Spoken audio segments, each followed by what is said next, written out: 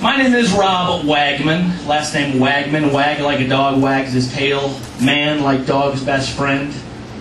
I said that at a comedy show not too long ago. This woman comes up to me afterwards. She's like, "Oh, I love that thing you did with your name where you did the thing with the dog. Because I just love animals."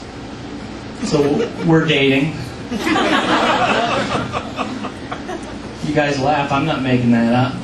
She works in a pet store, which is just unbelievable. And I think the hardest part so far is that she's a born-again Christian.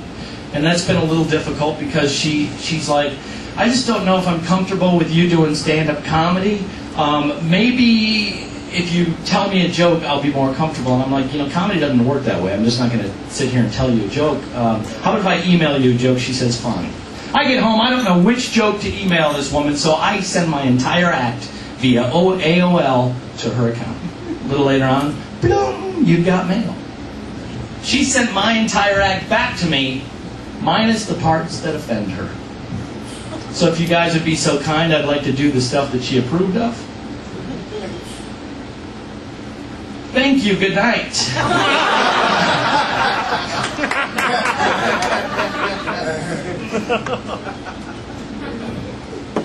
We do fight all the time. It's amazing. She's like, if this goes well and we have kids, are you going to allow our kids to go trick-or-treating? I said, absolutely. I see nothing wrong with that. She says, I do. Halloween is a satanic holiday.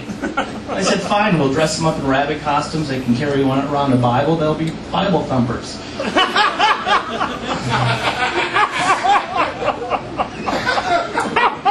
Why should they miss out on raping the neighborhood of candy?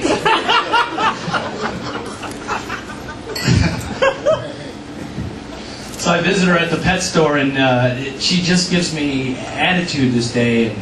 And we're fighting, and she says, "You know what I'm thinking right now? I'm thinking, what would Jesus do? And I think you should think the same thing." So I did, and all of a sudden I flipped over all the tables, and I let the animals out of the cages.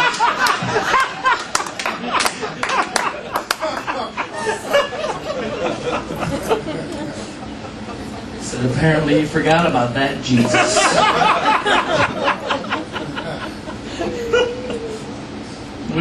We're still dating, nonetheless.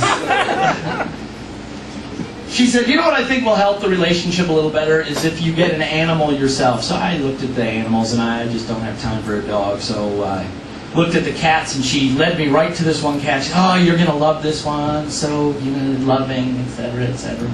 So I'm like, all right. I take the cat. I get it home, and I notice this right away. The cat, when it speaks, does this. Nothing comes out of its mouth. Then I call its name, I clap my hands, I make loud noises. The cat does not turn around at all. Death does not speak. I've named her Helen.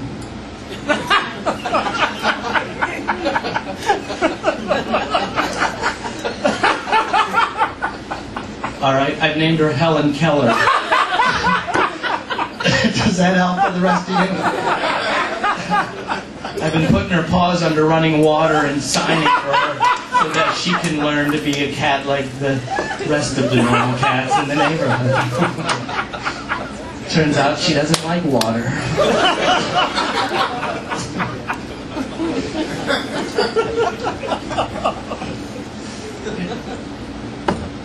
Not making that up either. I've had some weird pet names. I don't know why it comes to me. I had this cat years ago. I bought it at a pet store, and the woman said, "Hey, just to let you know, we've just dewormed all the cats, so if you happen to see a worm or two, know that that's normal." Nothing about that seemed normal to me, but I'm driving this cat home. Then curiosity, which I know killed one of these things once, gets the best of me. I raise that cat's tail. Out comes a worm.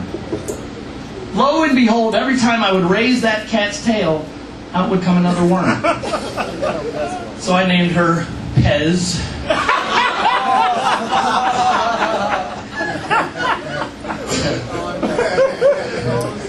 Thanks. Thanks. The problem did go away after a while, but I called and got refills, so...